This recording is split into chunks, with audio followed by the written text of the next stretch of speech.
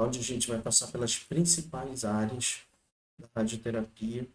A gente vai falar sobre o histórico que levou a esse procedimento, quem foi o precursor, aonde e quando aconteceu. Vamos falar sobre a física dos campos pequenos, vamos falar sobre simulação, planejamento, garantia da qualidade e a segurança radiológica. Começando pela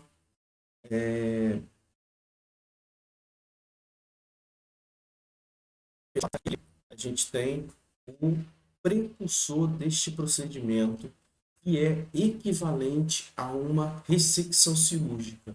É uma cirurgia, né, que é feita com radiação ionizante. Então, Lars Leksell, professor do Instituto Karolinska da Universidade de Estocolmo.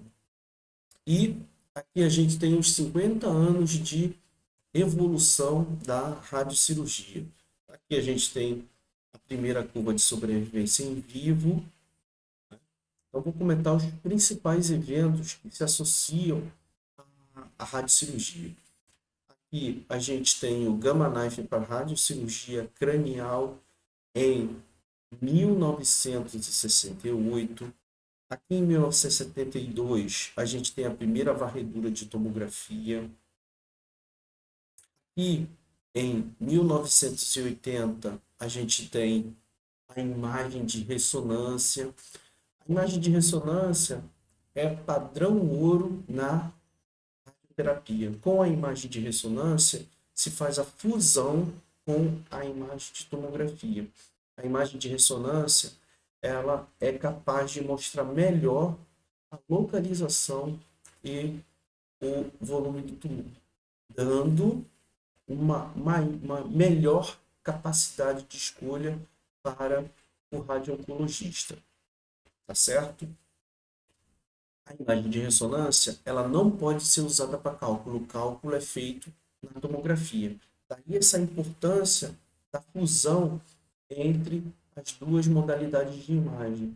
E a varredura de tomografia, o scan que é feito, esse scan ele só pode ser feito, né, que é orientado, não é que só pode ser feito, mas para garantia da qualidade é importante que essa varredura seja feita com cortes de 1 milímetro.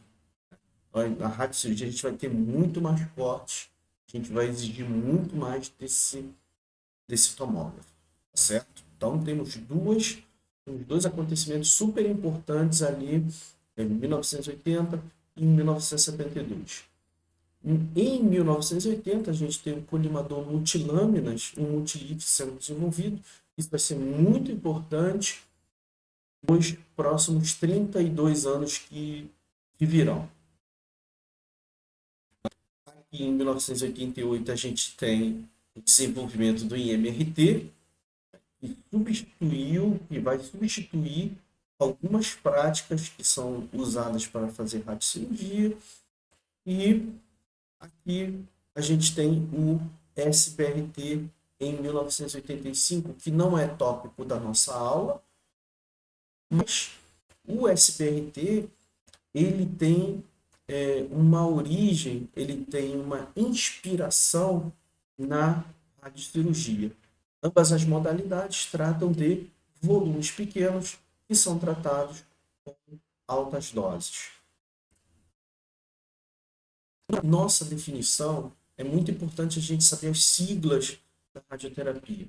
E a radiocirurgia cranial, ela vem do inglês, essa sigla vem do inglês SRS, que traduzido para o português é radiocirurgia estereotática, SRS.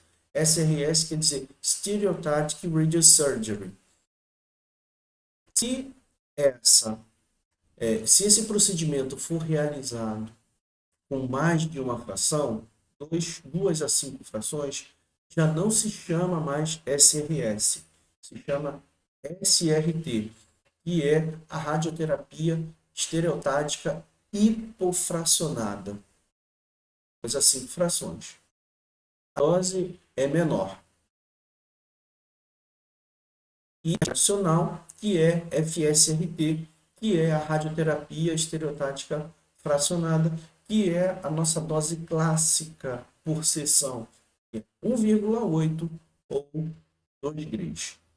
E, como eu falei para vocês anteriormente, como uma inspiração, né, como teve origem na radiocirurgia, a gente tem o SBRT, que não é usado nas, nas regiões cranianas, é usado em outras regiões do corpo, como, por exemplo, SBRT de pulmão, SBRT de pâncreas, SBRT espinal e paraespinal. A gente tem SBRT de fígado. Então, estão surgindo aí outras modalidades em que esse hipofracionamento se mostra extremamente útil. E o procedimento, o que é a radiocirurgia?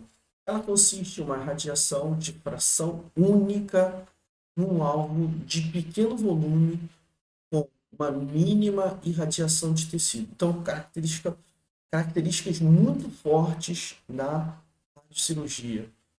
O volume da lesão é pequeno,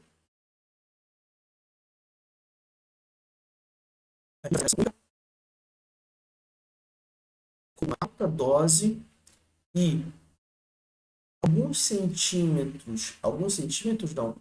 milímetros além da região de tratamento, que nós vamos chamar de PTV, que é o Planning Target Volume, alguns milímetros além da região de tratamento, essa dose ela tem que cair muito abruptamente. Tem que cair mais abruptamente do que uma radioterapia clássica. E a gente tem técnicas para que isso aconteça, e essas técnicas vão ser usadas, certo? Então, além disso, a gente vai ter que ter um cuidado extremo na localização, no uso de acessórios, na aquisição de tomografias e na modalidade de fusão de imagens. Essa fração única, ela vai de 1.500 a 2.100 centigraus, ou seja, de 15 a 21 graus. Se você observar, é uma dose de 7,5 a 10, mais de 10 vezes maior do que uma fração de radioterapia clássica, que vocês viram no slide anterior, é 1,8 a 2 graus. Isso tem uma grande diferença no tratamento, por isso que ele precisa ser feito de uma forma extremamente cautelosa. Os staffs, os técnicos, os físicos, os médicos, os dosimetristas, todos eles precisam de um treinamento especial para a realização desse procedimento e até um pouco mais de experiência. Então, não é qualquer um que pode chegar lá e fazer uma radiocirurgia. Não é recomendado. A garantia da qualidade do paciente. Aqui, a gente tem da radiobiologia, e se você não lembra dessa curva, eu recomendo que você volte no módulo de radiobiologia e reveja essa curva. Essa curva ela representa o seguinte: quando a gente tem a radioterapia fracionada, ela vai criando, quanto mais frações eu tiver, mais ônus ela vai ter. Então, ela necessita de uma maior dose final para que tenha o mesmo efeito sobre a fração de células sobreviventes do que uma fração única. Você pode ver, você pode observar pelo gráfico, que quando você tem uma fração única, ela tem um gradiente muito alto. A gente chama isso de gradiente muito alto. Ela tem uma queda muito acentuada quando comparada com essa dose fracionada.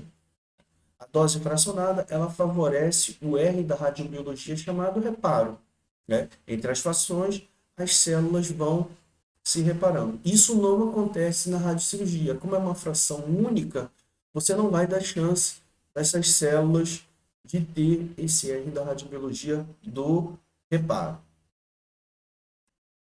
E aqui a gente tem alguns valores de alfabeta para alguns tecidos, e isso é um critério de eleição para a radiocirurgia. A radiocirurgia ela é eletiva para tecidos de baixo alfabeto. Embora isso não seja uma regra geral, é um critério de seleção. Por quê? Quando você tem um alfabeto baixo, você tem um numerador e um denominador, certo? Quando você tem um alfabeto baixo, você tem que o denominador ele tem um valor maior, muito maior, do que o numerador. Se o meu denominador é a componente beta, então a componente beta da radiobiologia ela fala sobre a predominância do reparo. Então, nas células que têm uma capacidade de reparo alta, a radiocirurgia se mostra factível porque ela vai provocar esse gradiente muito alto que a gente viu lá no slide anterior.